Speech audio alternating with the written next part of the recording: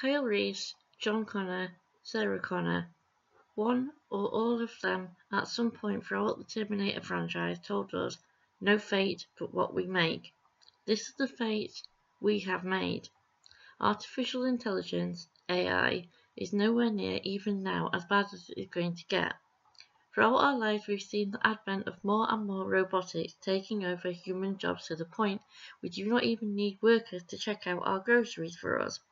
We are the employees, checking out our own shopping whilst people tills become less and less necessary.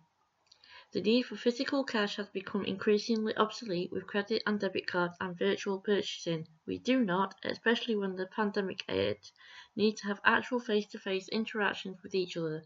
We continue to be able to speak to each other through social media means without ever having to sit in a cafe or anywhere or explore the actual outdoors. The dystopian future no longer feels like a fantasy in novels. It is the world we have introduced every following generation to as time has gone on. The images you see in place of me on this video I generated with ChatGPT.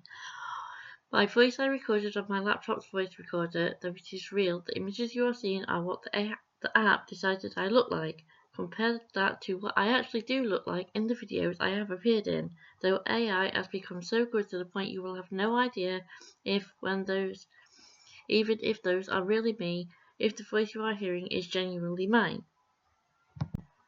The world is just so increasingly fake and we are becoming increasingly isolated, alone, to the point we no longer know how to be openly communicative to each other when we do meet up. I have friends I no longer know how to open up to, have become so attuned to not knowing how they will react to anything I have to say anymore. I am just an apologist for anything I have done or said, without even knowing if they will believe I am genuinely sorry or being honest.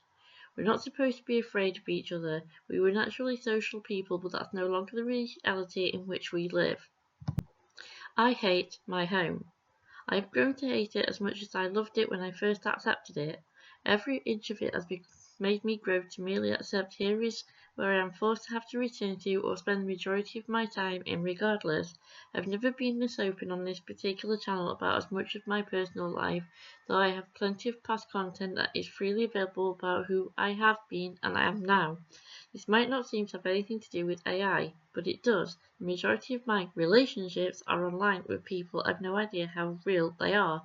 Don't know these people and they don't know me, and our relationships are parasocial. Those friendships are as fake as AI.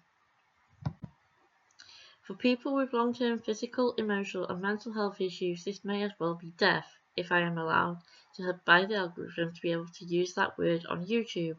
I've been social before depression, anxiety, osteoarthritis and other complications took me away from being able to attend groups I'm only still part of online, groups that require some level of physical attendance to receive help. So this is where we're at. AI, parasocial relationships, having conversations with apps like ChatGPT. This is sadly the world we are increasingly living in, and I cannot speak for you, but I feel like there is little to no hope left for humanity unless we fight to change this march to self-destruction. Thank you for continuing to watch my channel, and I will see you all soon. Love, Lou.